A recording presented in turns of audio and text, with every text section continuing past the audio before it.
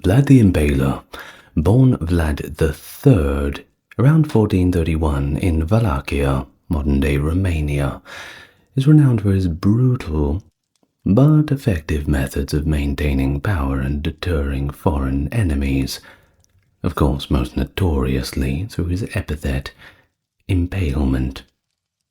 His reigns in 1448, later in 1456 to 1462, and briefly in 1476, were all marked by fierce conflicts, particularly against the Ottoman Empire to the south. Now, while he's often viewed as a figure of harsh justice in Romania, Vlad's legacy is colored by tales of extreme cruelty, so much, of course, that inspired the modern-day Dracula of Bram Stoker, written in 1897. But either way, even after the impalements and nailing of turbans to messengers' heads, if you ask a lot of modern-day Romanians, they'll tell you that he's a ruler who valiantly defended his principality's sovereignty and instilled a lasting legacy of resilience. Maybe you'll make up your own mind once you get to the end of the video. But for now, let me welcome you to the channel, as is the style. If you're new here, good to meet you. Those coming back, great to see you again. Now, you may have watched my first video on Vlad the Impaler, but that was a long time ago and I wanted to do another one, because no doubt there's probably a few people who were unaware of my first video on him and were probably waiting for me to do one. So here I am, doing a somewhat updated version. Now, you know the whole like and subscribe thing if you want to, but with that being said, let's all get nice and relaxed, nice and comfortable, and let's begin. And where do we begin? Well, of course, we know where to begin, that is, in the region of Wallachia, which is, I believe, pronounced that way in the Romanian, despite its spelling, or starting with a W, so some pronunciations will be with that Romanian-style phonetics. But the time period that we're looking at for Vlad's birth is going to be between 1428 and 1431. We don't quite know for certain, but there's a general scholarly consensus around these 3 to 4 years. We're not going to harp on too much about that.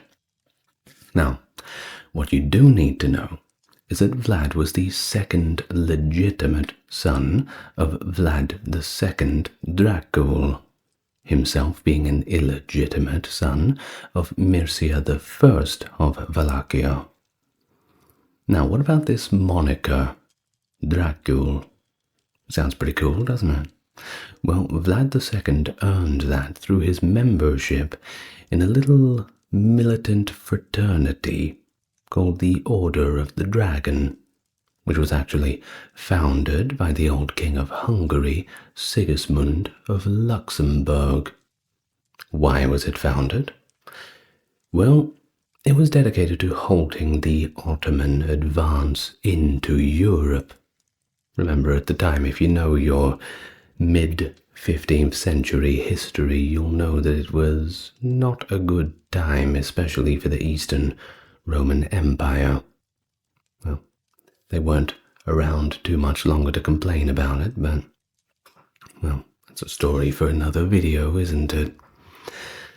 Now, after settling in the region known as Transylvania in 1429, Vlad II resided in the Transylvanian Saxon town of Sighisoara, which was then part of the Kingdom of Hungary, from the years 1431 to 1435, living in a quite lovely 3-story stone house.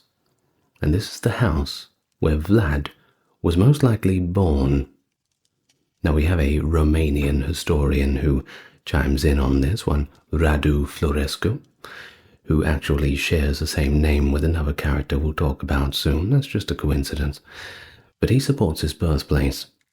But there are modern historians who debate Vlad's mother's identity, suggesting that she was either a daughter or relative of Alexander I of Moldavia, or Vlad II's unknown first wife. Of course, questioning the identity of the mother also questions the legitimacy of the succession. Once again, perhaps an argument for another time. Now, let's talk now from 1436. This is following the death of his half-brother, Alexander I Aldea. Vlad II Dracula seized control of Wallachia. There is a charter dated 20th of January 1432, which marks the first recorded mention of Vlad III, being Vlad the Impaler, of course, who obviously wasn't impaling people at this point, and his elder brother, Mircea, referring to them as their father's firstborn sons. But it's not just that either, they also appear in 4 additional documents between the years of 1437 and 1439, with the last also mentioning their younger brother, Radu. Now, Radu also had quite an interesting moniker as well, Radu the Handsome. Of course, that's in the eye of the beholder. Now, in comes John Hunyadi, the voivode of Transylvania. Now, a voivode is kind of the same as like a local king of one of these small kingdoms, one of these small regions. We also have the word in Hungarian, ban, which is the same thing, I do believe, in terms of the level of what it is in terms of how much power that ruler has. Now, this is a meeting in March of 1442, and when they had this meeting, they were discussing this Ottoman problem, and at the time, Vlad II Dracula chose not to support an Ottoman invasion of Transylvania. Of course, the Ottomans were not very pleased with this. Sultan Murad II of the Ottoman Empire summoned him to Gallipoli to affirm his loyalty, give him a bit of a shakedown. Now, of course, can't go away on business without the 2 boys in tow, so along came Vlad and Radu. Unfortunately, it would have been quite unpleasant to see your father locked up and thrown in prison as soon as you arrived to your holiday destination, but that is what happened. And upon his arrival, well, Vlad II got a surprise that he did not want. Now, he was released before the year's end, so that's good news. But the bad news is, the Ottomans wanted hostages. And, well, you can guess who became the hostages. That's right, poor old Vlad and Radu. So they remained there to secure allegiance, make sure he doesn't get too out of line, kind of like a bargaining chip. Pretty common back in the day. They were held in this old fortress in Emit, according to an Ottoman chronicler of the time.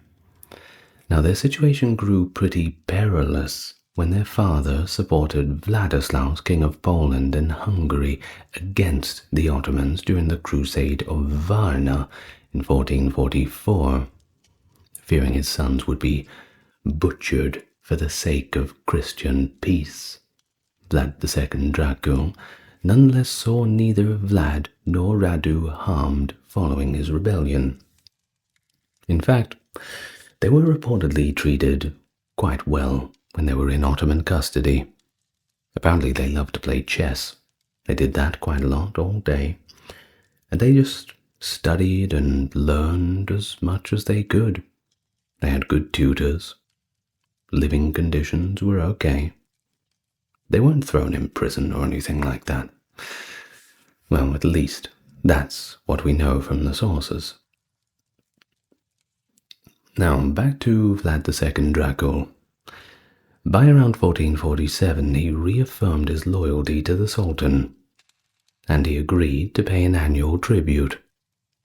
In November of that same year, John Hunyadi, now regent governor of Hungary since 1446, actually invaded Wallachia. Now, Radu and Vlad actually fled to the Ottoman Empire, implying that the Sultan had allowed their return to Wallachia after their father's homage. So there was this brief period where they could go home after their father had promised to, well, grease the wheels with a bit of tribute, as always. But then, of course, when home becomes a place you don't want to be, well, you may as well go back to the Ottomans.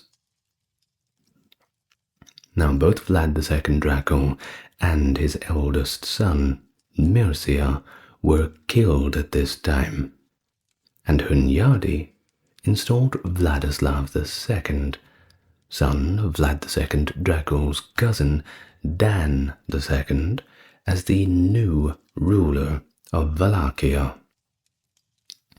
So, where does this leave Vlad?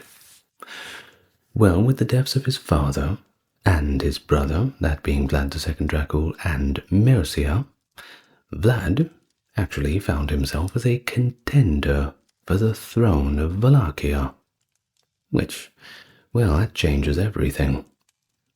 In September 1448, as Vladislav II joined Hunyadi's campaign against the Ottomans, Vlad seized his opportunity. Leading an Ottoman army, he entered Wallachia in early October. Though he had to concede the Ottoman capture and fortification of Giurgiu fortress on the Danube. Well, you give a little, you get a little. The Ottomans did, however, defeat Hunyadi's forces at the Battle of Kosovo between the 17th and 18th of October. Hunyadi's deputy, Nicholas Vizakny, urged Vlad to meet in Transylvania, discuss things, try to come to a bit of an agreement. But Vlad was not having it. He declined. On the return of Vladislav II to Wallachia with his remaining troops, Vlad was compelled to flee back to the Ottoman Empire by the 7th of December 1448. Now, we're fortunate enough to have a little bit of a letter that was written by Vlad himself at this time that elaborates on the situation. It goes like this. We bring you the news that Nicholas Vizakny writes to us and asks us to be so kind to come to him until John Hunyadi returns from the war. We are unable to do this because an emissary from Nicopolis came to us and said with great certainty that Murad II had defeated Hunyadi. If we come to Vizakny now, the Ottomans could come and kill both you and us.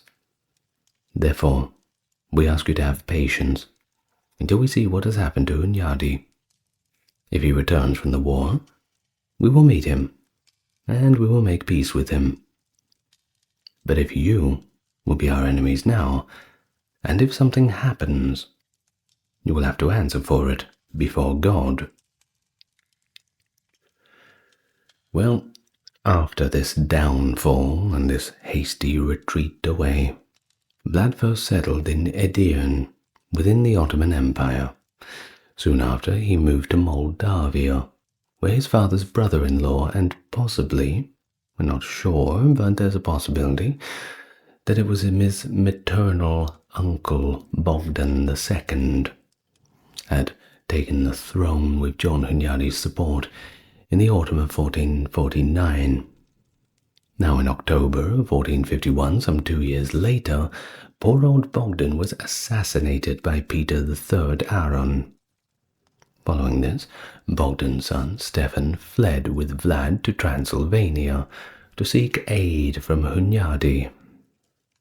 However, on the 20th of November 1451, Hunyadi established a 3-year truce with the Ottomans, acknowledging the right of the Wallachian boyars to elect Vladislav II's successor upon his death. Now, Vlad is said to have attempted to find refuge in Brasov, a center for the Wallachian boyars expelled by Vladislav II. Yet, on the 6th of February, 1452, Hunyadi prohibited the townspeople from offering him sanctuary. Consequently, Vlad returned to Moldavia, where Alexandrel had overthrown Peter Auron. Now, the events of his life during the subsequent years unfortunately aren't very well documented, so we're going to have to skip past a few of them. It is inferred that he must have returned to Hungary sometime before the 3rd of July 1456, however, because on that date, Hunyadi informed the citizens of Brasov that he had appointed Vlad to defend the Transylvanian border. Now, all the specifics of timing of Vlad's return to Wallachia remain pretty mysterious. He invaded Wallachia with Hungarian assistance in either April, July, or perhaps as late as August in 1456. Vladislav II perished during this invasion. Well, on the 10th of September in that same year, 1456, Vlad dispatched his inaugural surviving letter as voivode of Wallachia to the burghers of Brasov. He pledged to safeguard them in the event of an Ottoman incursion into Transylvania, while simultaneously requesting their support should the Ottomans seize Wallachia. Sounds like a pretty good deal. In the same correspondence, he asserted that when an individual or a sovereign is robust and influential, he can dictate the terms of peace. However, when he is weak, a more powerful entity will impose its will upon him.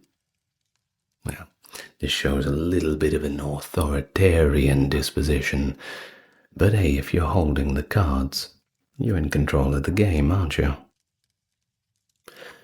Numerous sources, including that of the Chronicle of Launikos Chalkokondyles, documented that hundreds, or thousands even, of individuals were executed at Vlad's command as soon as he came into power. It states that he initiated a purge against the boyars who were involved against the assassination of his father and elder brother, as well as those he suspected of conspiring against him. Well, Launikos asserted that Vlad rapidly investigated a significant transformation and completely revolutionized all matters in Wallachia by bestowing the money, property, and other assets of his victims upon his retainers. Well, the records of the princely council members during Vlad's reign indicate that only 2 individuals maintained their positions from 1457 to 61, so certainly doing some spring cleaning there, it looks like. Well, Vlad did dispatch the traditional tribute to the Sultan. Following the death of John Hunyadi on the 11th of August 1456, his eldest son, Ladislaus Hunyadi, assumed the role of Captain General of Hungary. He charged Vlad with lacking any intention to remain loyal to the King of Hungary in correspondence to the burghers of Brasov, simultaneously instructing them to assist Vladislaus II's brother, Dan III, to oppose Vlad. Well, the citizens of Sibiu endorsed an alternative claimant, a Romanian priest who asserts that he is the son of a prince, going for a third party. Well, the latter, recognized as Vlad's illegitimate brother, Vlad Kalugarul, acquired Amlas, traditionally held by the rulers of Wallachia in Transylvania. Now, we got Ladislaus V of Hungary, who ordered the execution of Ladislaus Hunyadi, the son of John Hunyadi, remember, on the 16th of March, 1457. Now Elizabeth Szilágyi, Hunyadi's mother, and her brother Michael Szilágyi incited a rebellion against the king. Exploiting the civil war in Hungary, Vlad aided Stefan, the son of Bogdan II of Moldavia, in his attempt to capture the region in June of 1457. Vlad also invaded Transylvania and pillaged the villages surrounding Brasov and Sibiu. While the earliest German narratives regarding Vlad detailed that he transported men, women, and children from a Saxon village to Wallachia and subjected them all to impalement. And that's without any exception. Apparently, even the youngest of them were subject to the worst of tortures. At least, that's what the Germans tell us. Now, Vlad's assault on the Transylvanian Saxons, who remained loyal to the king, fortified the standing of the Szilágys. Representatives of Vlad engaged in peace negotiations between Michael Szilágyi and the Saxons, and per this treaty, the burghers of Brasov consented to expel Dan from their town. Vlad assured that the merchants of Sibiu could freely buy and sell goods in Wallachia, in return for the equivalent treatment of Wallachian merchants who wished to do business in Transylvania. On the 1st of December 1457, Vlad addressed Michael Szilágyi as his lord and elder brother in a correspondence. That's pretty respectful. Well, of course, in we have Matthias Corvinus. What a cast of characters this video has, huh? From Vlad to Hunyadi to Corvinus, we got everybody. Well, Matthias Corvinus was the younger sibling of Ladislaus Hunyadi, and he was crowned the King of Hungary on the 24th of January 1458.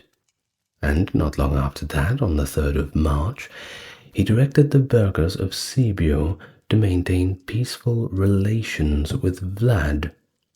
By the 20th of September 1459, Vlad declared himself as the lord and ruler over all of Wallachia and the duchies of Amlas and Fagaras, signifying his control over these traditional Transylvanian fiefs historically held by Wallachian rulers. It seems like things were going pretty well for Vlad. Now, we get into March of that same year of 1458, where Michael Szilágyi allowed the boyar Michael, an official under Ladislav II of Wallachia, and other Wallachian boyars to settle in Transylvania. But was there somebody you forgot to ask? Vlad eventually orchestrated the assassination of this boyar Michael. Now in May, Vlad requested the burghers of Brasov to send craftsmen to Wallachia. However, by the end of that year, his relationship with the Saxons had deteriorated. One scholarly theory suggests that the conflict arose when Vlad barred Saxon merchants from entering Wallachia, forcing them to sell their goods to the Wallachian traders at compulsory border fairs. And well, one can imagine that the prices would not be a fair market rate, that's for sure. Now, although we don't have any records, at least none that we've found, of Vlad implementing protectionist policies or border restrictions, in 1476 he did assert that he had always supported free trade throughout his reign. Well, it's one thing to say it. Now, back to the Saxons. The Saxons seized steel, purchased by a Wallachian merchant in Brasov, without compensating him. And this, of course, goes quite against free trade. Now, according to a letter dated the 21st of January 1459 from Basarab Lyota, the son of Dan II of Wallachia, Vlad plundered and tormented several Saxon merchants. Basarab established himself in Sigisaura and staked his claim to Wallachia. Nevertheless, Matthias Corvinus supported Dan III, who had once again taken up residence in Brasov to oppose Vlad.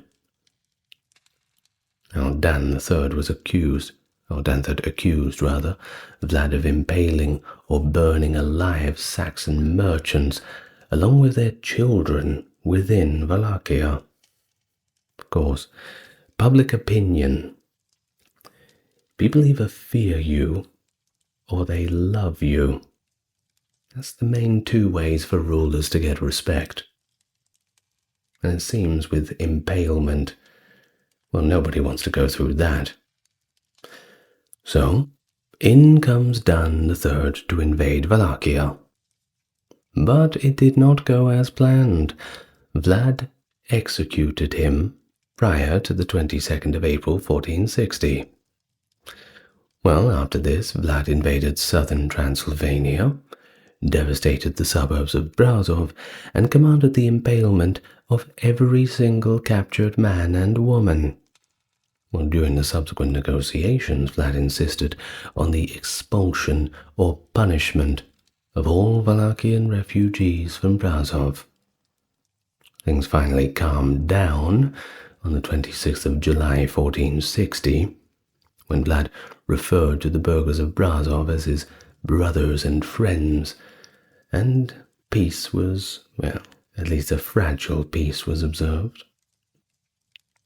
Well, on 24th of August, Vlad invaded the areas surrounding Amlas and Fagaras to retaliate against the local populace that had helped Dan III in his plans.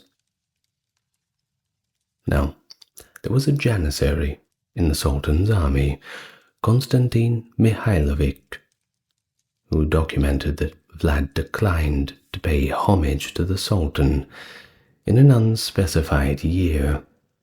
We have a Renaissance historian, Giovanni Maria degli Angiolelli, hope I pronounced that right, similarly noted that Vlad had neglected to remit tribute to the Sultan for 3 years.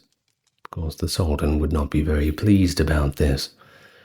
Well, both accounts indicate that Vlad disregarded the suzerainty of the Ottoman Sultan Mehmed II as early as 1459, although both documents were composed decades subsequent to these events, so we're not quite sure. And just quickly, this Sultan Mehmed II, that was indeed the one that broke down the walls of Constantinople. So probably not the most popular figure on this channel, I'd say. Well, Tursun Beg, a secretary in the Sultan's court, asserted that Vlad only rebelled against the Ottoman Empire during the Sultan's prolonged exhibition in Trebizond in 1461. That's right, after Constantinople, was taken. Mehmed did quite a lot of conquering in the subsequent territories. Not a huge amount, but he didn't quite stop at Constantinople. Now, Tursun Beg reports that Vlad initiated new negotiations with Matthias Corvinus, but the Sultan had his own spies watching in every place that he could and was promptly alerted. Thus, Mehmed dispatched his envoy, a Greek one at that, Thomas Katobelinos, also referred to as Yunus Bey when the Ottomans are talking about him in their history. He dispatched him to Wallachia, instructing Vlad to immediately proceed to Constantinople. He also dispatched covert directives to Hamza, the Bey of Nicopolis, to apprehend Vlad following his crossing of the Danube. Of course, Vlad was not very keen to go. was pretty obvious what was happening. He discovered the Sultan's duplicity and cunning, and he then apprehended Hamza and Katibolinos, and both of them were executed. Comes the old saying, don't shoot the messenger, right? Well, subsequent to the execution of the Ottoman officials, Vlad issued commands in, reportedly proficient Turkish, remember all that study he did, to the commander of Girgu fortress to open the gates, allowing the Wallachian soldiers to infiltrate and seize the fortress. He invaded the Ottoman Empire after this, ravaging the villages along the Danube. On the 11th of February, 1462, he communicated the military action to Matthias Corvinus via a letter, asserting that over 23,884 Turks and Bulgarians had been slain under his command during the campaign.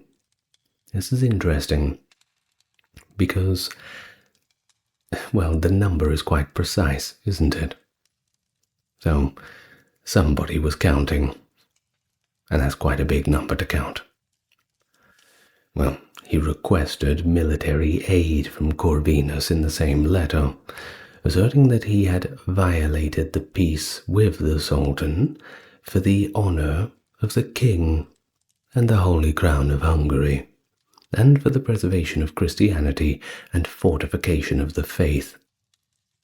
By 1462, the relationship between Moldavia and Wallachia had turned pretty cold, as indicated from a letter from a Genoese governor of Kaffa. Well, upon learning of Vlad's invasion, the equally frosty Mehmed II assembled an army, and quite a big one too, reportedly exceeding over 150,000 men. Reportedly second in size only to the one that besieged Constantinople in 1453. Well, there are some other historians, like the aforementioned Radu Florescu, that indicate the army's size implies that the Sultan had the intention to completely occupy Wallachia, put the nail into the coffin, this sort of thing, and just annex the region into the Ottoman Empire. Well, conversely, Mehmed had bestowed Wallachia upon Vlad's brother Radu prior to the invasion, indicating that the Sultan's primary objective was merely the alteration of Wallachia's leader. So there is that too. Either way, an alteration of the leader would only be an alteration in the favor of the Ottomans. When you're paying that much tribute, well, you may as well just be annexed, I suppose. Now, in the May of the same year, 1462 we're talking about here, the Ottoman fleet arrived at Braila, the sole Wallachian port on the Danube. Now, the principal Ottoman army traversed the Danube under the Sultan's command at Nikopol, Bulgaria, on the 4th of June, 1462. Outnumbered by adversaries, Vlad implemented a scorched earth strategy and withdrew to Targovist. On the night of June 16th to 17th, Vlad infiltrated the Ottoman camp in an effort to apprehend or eliminate the Sultan. Kind of a covert action. Now, the imprisonment or death of the Sultan would of course have been incited panic among the Ottomans, and that would potentially allow Vlad to come in and just vanquish the entire Ottoman army. Cut off the head of the snake, this sort of thing. Nonetheless, the Wallachians overlooked the Sultan's court and assaulted the encampments of the viziers Mahmud Pasha and Isaac. Well, after failing to assault the Sultan's encampment, Vlad and his followers departed from the Ottoman camp at dawn. Mehmed arrived in Targovist at the conclusion of June, but when he got there, he realized that the town was abandoned. But there was something else that they didn't expect. When the Ottomans came over that hill, they found what they called forest of the impaled. Thousands of suffering individuals on stakes. Suffering, if not dead, that is. Now we have it reported by Laonikos Chalkokendiles, and I'll read from there. The Sultan's army entered into the area of the impalements, which was 17 stades long and 7 stades wide. There were large stakes there which, as it was said, about 20,000 men, women and children had been spitted. Quite a sight for the Turks and the Sultan himself. The Sultan was seized with amazement and said that it was not possible to deprive of his country a man who had done such great deeds, who had such a diabolical understanding of how to govern his realm and its people. And he said that a man who had done such things was worth much. The rest of the Turks were dumbfounded when they saw the multitude of men on stakes. There were infants, too, affixed to their mothers on the stakes, and the birds had made nests in their entrails. End of the account from the histories of Laonikos Chalkokendiles. Now, if that wasn't unpleasant enough, the Ottomans also faced severe heat in the summer, and also dehydration that comes along with it during the campaign.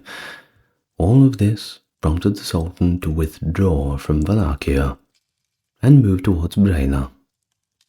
Now, at the same time, Stefan III of Moldavia hastened to Chilia, which is near present-day Kilia in Ukraine, I believe, now aiming to seize the important fortress held by the Hungarian garrison. He moved with his large army. Vlad also headed to Chilia, leaving behind a force of 6,000 soldiers to slow the Sultan's advancing army. But it did not go well. The Ottomans defeated the Wallachian troops. Stefan, also sustained injuries during the siege of Chilia and retreated to Moldavia before Vlad had a chance to arrive. While the main Ottoman forces exited Wallachia, Vlad's brother Radu and his Ottoman unit remained stationed in Baragan Plain. Radu sent envoys to the Wallachians, warning them of the potential for another Sultan-led invasion. Well, despite Vlad securing victories against Radu and his Ottoman allies in the 2 subsequent battles, a growing number of Wallachians defected to the other side. Facing diminishing support, Vlad withdrew to the Carpathian Mountains, hoping for assistance from Matthias Corvinus to reclaim his throne. In the mid-August of that same year, Albert of Istemezo, deputy of the Count of the Seceles, recommended that the Saxons recognize Radu. Now, in turn, Radu offered the burghers of Brasov a reaffirmation of their commercial privileges and compensation of 15,000 ducats. Well, Matthias Corvinus arrived in Transylvania in November of 1462. Despite weeks of discussions with Vlad, he was unwilling to start a war with the Ottoman Empire. Under the king's orders, Czech mercenary leader John Giska of Brandis arrested Vlad near Rukar in Wallachia. Of course, you can't just arrest people for no reason, so to justify their imprisonment to Pope Pius II and the Venetians, who had funded the campaign against the Ottomans, Corvinus presented 3 letters that were allegedly written by Vlad on the 7th of November 1462 to Mahmud Pasha, Stefan of Moldavia, and Mehmed II himself. Now, in the letters, Vlad had apparently purportedly proposed an alliance with the Ottomans against Hungary in exchange for reclaiming his throne. Now, you don't really believe this, don't you? In fact, not many people do. It's pretty obvious that they were forged just to legitimize his arrest. Well, either way, he was in prison anyway. Now, we do have Radu Florescu as well, who did argue that the letters' submissive tone and also their poor Latin, which you wouldn't have gotten from Vlad, that's for sure, indicate that they were simply just not authored by him. And they think that maybe a Saxon priest from Brasov may have forged them. Well, Chalkok and Diles reported that Vlad was imprisoned in the city of Belgrade, which is now Alba Iulia, Romania, and later moved to Visegrad, where he was held for 14 years. There are no records of Vlad between 1462 and 75. In the summer of 75, Stefan III of Moldavia sent envoys to Matthias Corvinus requesting Vlad's release to fight Basarab Leoita, who had submitted to the Ottomans. Stefan wanted Wallachia governed by someone who opposed Ottoman rule, noting that the Wallachians were akin to the Turks, from the Moldavian perspective at least. Probably don't tell the Wallachians that. Now, Slavic tales suggest that Vlad was released only after converting to Catholicism. But once again, we're not quite sure about that. If he was going to convert to Catholicism at all to be released, he probably would have done it a little bit earlier. 14 years is a long time to be making your mind up on that. While Corvinus acknowledged Vlad as the rightful prince of Wallachia, he didn't provide military support to reclaim his throne. Vlad resided in Pest, where, according to Slavic narratives, he executed a commander whose soldiers entered his home without permission while pursuing a thief. Well, in June of 1475, he moved back to Transylvania, intending to settle in Sibiu, and sent an envoy to arrange for accommodations. Meanwhile, Mehmed II recognized Basarab Leoita as Wallachia's ruler. On the 21st of September, Corvinus ordered the burghers of Sibiu to grant Vlad 200 golden florins, but Vlad left Transylvania for Buda in October. He then purchased a house in Pécs, known as Dracula's house in Hungarian.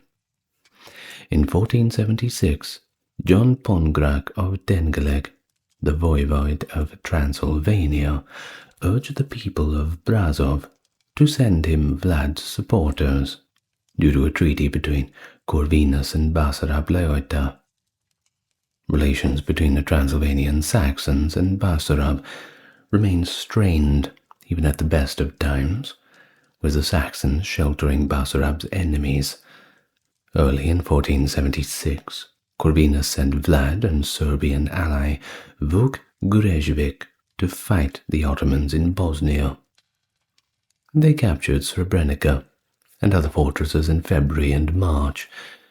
During the campaign, Vlad once again used these tactics of terror, mass impaling captured Turkish soldiers, and in general just massacring as many people as he could, and in as much of a public manner as he could. He also effectively destroyed the cities of Zvornik, Kuslat, and Srebrenica. Now, following this, Mehmed was back in action, and he invaded Moldavia, defeating Stefan III at the Battle of Valia Alba in 1476, roughly on the 26th of July. Well, according to a letter from Matthias Corvinus himself, Stefan Bathory and Vlad invaded Moldavia, forcing the Sultan to abandon the siege of Târgu Neamt in late August. Contemporary accounts also note that Vuk Gurevic and a member of the Jaksic family participated in the conflict against the Ottomans. Now moving on, in that same year, 1476, to the 6th of September, Corvinus instructed the Transylvanian Saxons to assist Bathory's planned invasion of Wallachia, and informed them of Stefan of Moldavia's impending invasion.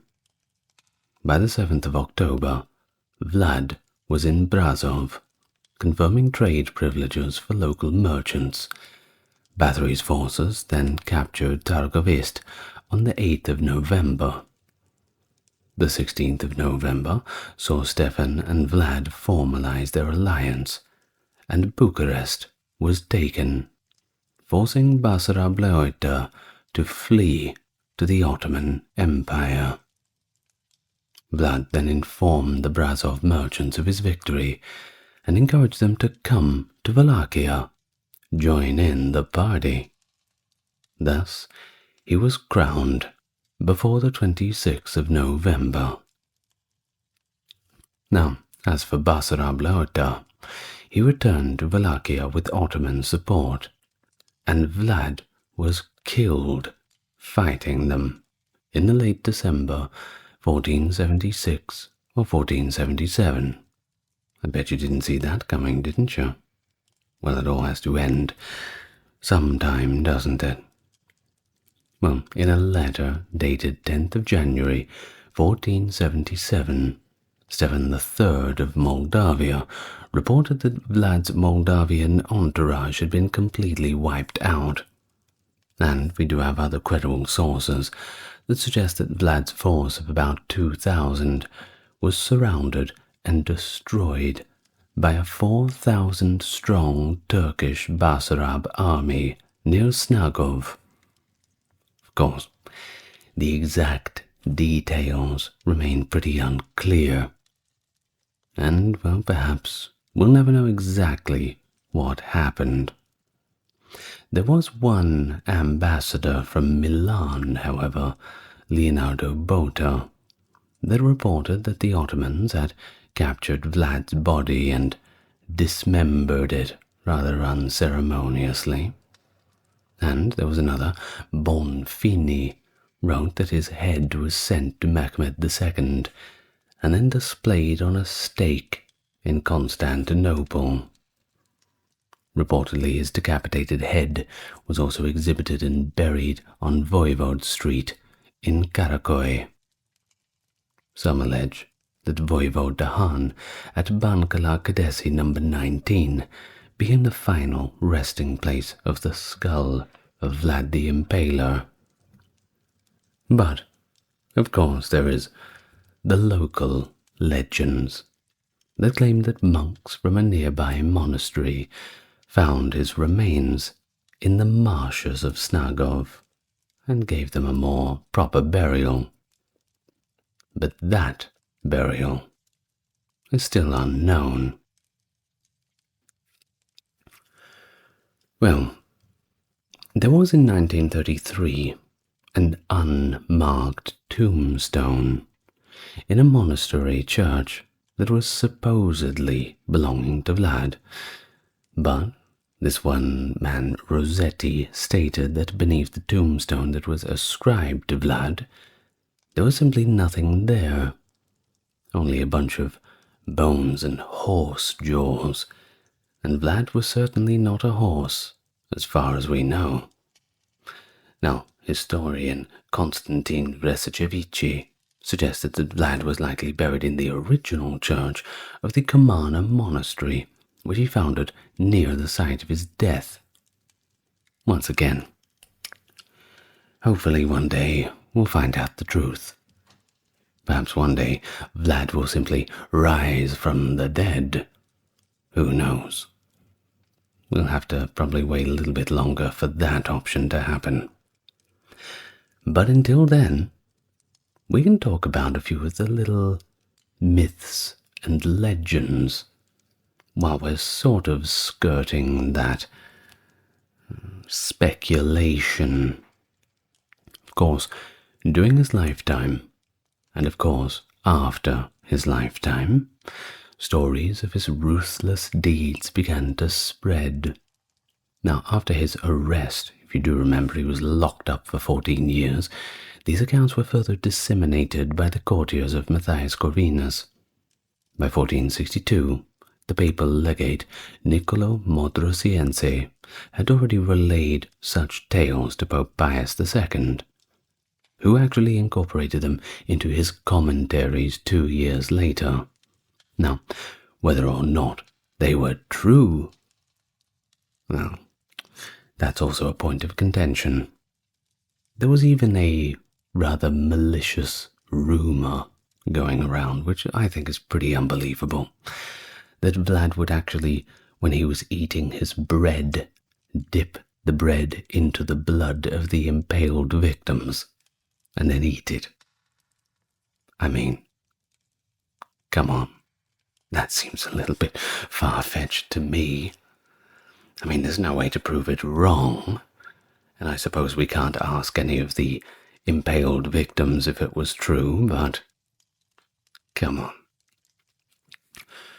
Well, Michael Beheim composed an extensive poem of Vlad's actions.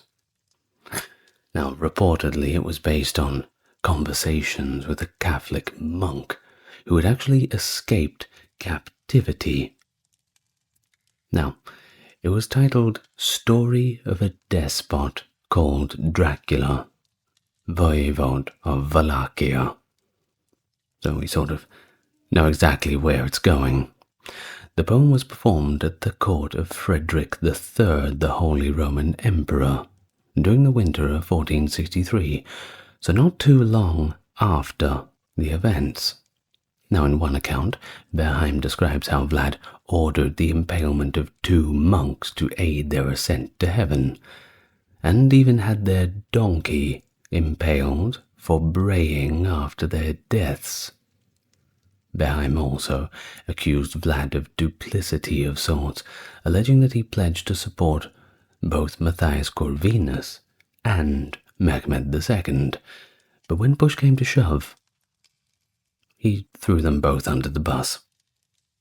Well, always politics, of course. There was also that little incident of the turbans. Now, I did mention at the start of the video about this. Well, basically what had happened was one day 2 Turkish messengers had come to see Vlad, a normal, polite manner, passing on messages, coming to collect the tribute, this sort of thing. But there was a problem with dress codes. You see, when they came into the palace and had their chat with Vlad, they refused to remove their turbans. Of course, Vlad asked very nicely for them to do so, but since it is their religious custom, they preferred not to. Well, this was not very wise. Of course, Vlad was not very pleased with it, and he thought that if they liked their turbans so much, that they should wear them all the time. So he nailed the turbans to their heads. Of course, they won't be taking them off any time soon. Now, of course, the Germans had a lot to say about it, especially after the fact. I mean, giving that talk to the Holy Roman Emperor Frederick III, well, things got a little bit out of hand, I think. You know the story about how big the fish was? Well, it keeps getting bigger and bigger every time people tell it, so take it all with a grain of salt. Of course, literary works depicting his brutality were disseminated in Low German within the Holy Roman Empire, even prior to 1480, and they were purportedly composed in the early 1460s, They detail Vlad's campaign along the Danube in 1462, but they make no mention of Mehmed II's incursion into Wallachia in June of that year, which is rather interesting that they left that out. They do offer a pretty comprehensive account of the disputes between Vlad and the Transylvanian Saxons, however, indicating that these conflicts originated in the literary imaginations of the Saxons. Well, maybe so, but there were certainly a lot of dead Saxons with pretty active imaginations, if that is the case. Now, there is another narrative regarding Vlad's marauding incursions in Transylvania that were evidently derived from eyewitness accounts, and they have precise details, including enumerations of the churches ravaged by Vlad and the dates of the incursions. He's characterized in these accounts as a demented psychopath, sadist, a gruesome murderer, and masochist. Well, some even say that he surpassed Caligula and Nero in his cruelty and malevolence, which is quite a title. Nevertheless, the narratives that show these sorts of brutality need to be approached with skepticism. I know I've said it once, and I know that everyone wants to view Vlad as this psychotic person with just no feeling, just going around murdering everyone he sees. But we can't just run away with that narrative. This isn't a horror movie. Right, so we also had this advent of movable type, which helped disseminate these stories around this time. We're talking at the dawn of the 16th century. Now, actually, the works involving Vlad became bestsellers in Europe. If we're going to use that term, popular works. Of course, you know how all the top-rated documentaries on Netflix are those serial killer ones and all of the horrible, violent things. No, times have not changed that much. All of my top videos are of the most horrible times in human history. Really makes you think. Well, one German source wrote of something very interesting and very graphic, and it goes like this. Vlad had a big copper cauldron built and put a lid of wood with holes on top. He put people in the cauldron and put their heads in the holes and fastened them there.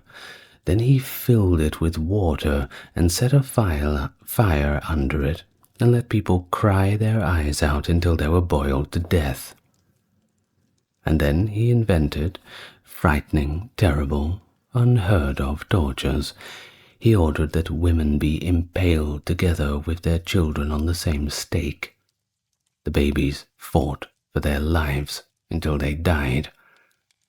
Then he had the women's breasts cut off and put the babies inside head first. Thus he had impaled them together.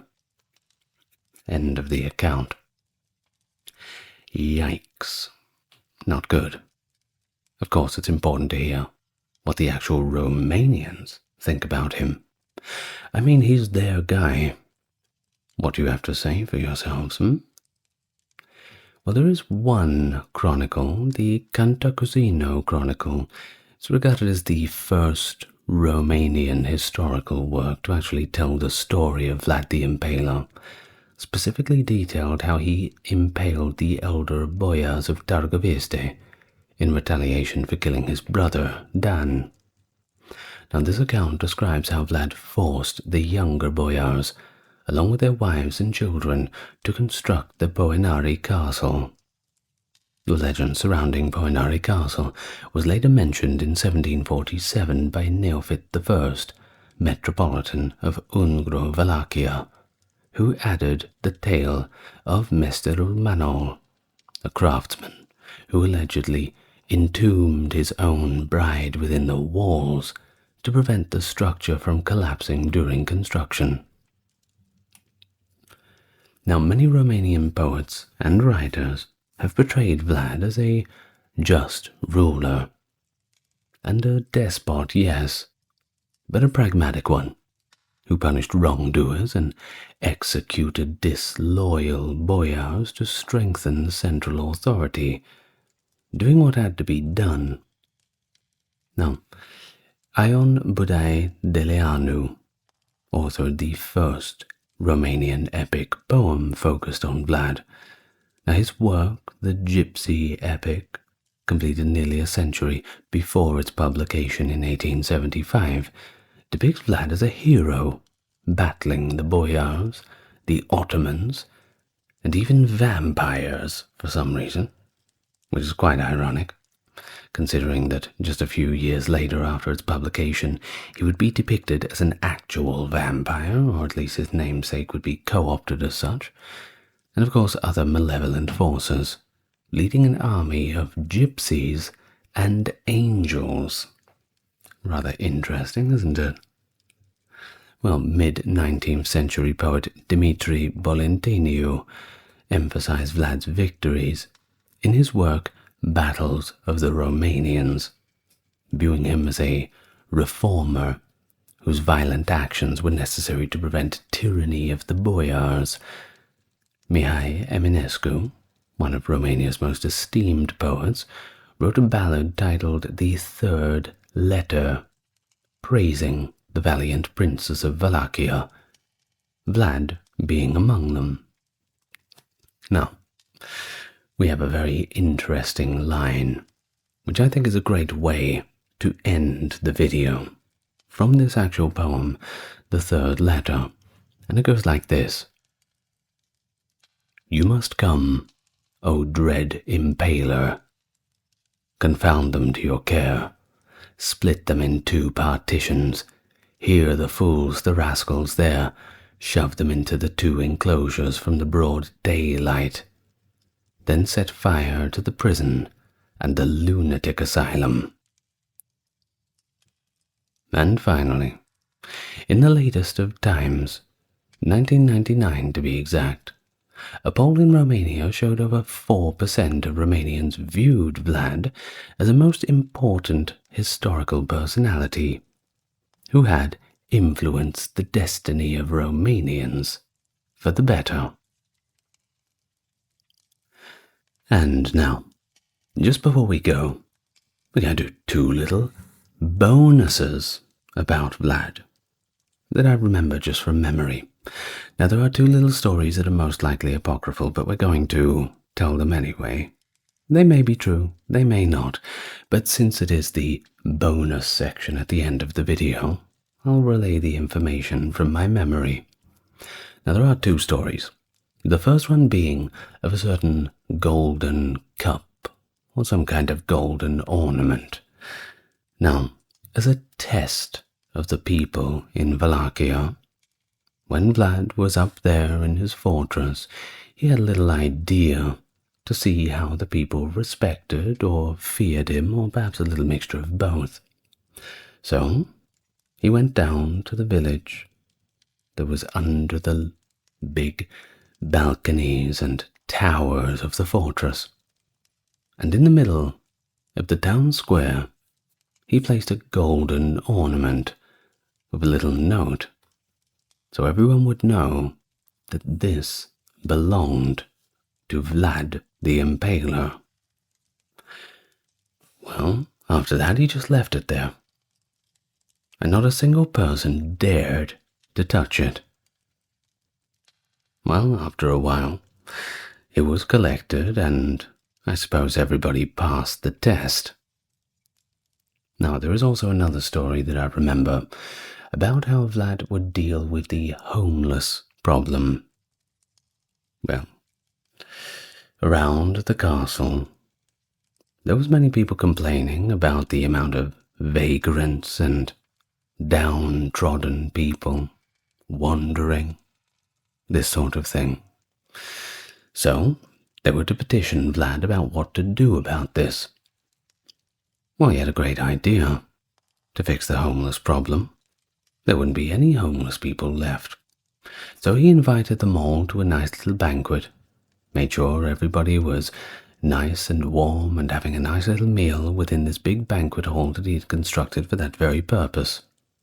And while everyone was feasting and drinking and thanking God for the great luck they had had to be brought to such a wonderful place by such a wonderful, charitable ruler, Vlad and the guards snuck out, locked all the doors, and lit the whole place on fire. Of course, it technically fixed the problem. Homelessness was no longer an issue. Well, perhaps it's true. Perhaps it isn't. What do you think about Vlad the Impaler? Do you think they made up a lot of these things about him? Who do you think made them up? The Germans? Corvinus? The Ottomans? Who knows? Maybe people just start making things up for fun after a while. Who knows what the actual man was like?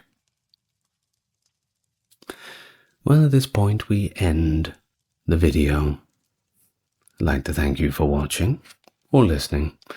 In whatever way you're doing it, that's fine. I'm going to thank my top-tier patrons and subscribers. That is Dark, Kerry, Kimberly, Ember, Ben, Britt, Charles, Erin, James, Jeffrey, Melissa, Scott, Stark Factory, Wendy, Jaden, Sherry, Jessica, Christine, Sally, Katiana, Christine, Fisabo, Legitmus, Maverick, Susan, Dr. Neuronerd, Cameron, Alexander, and Nicholas.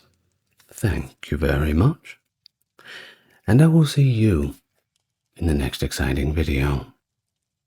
Good night, everyone. As always, lots of love to you all.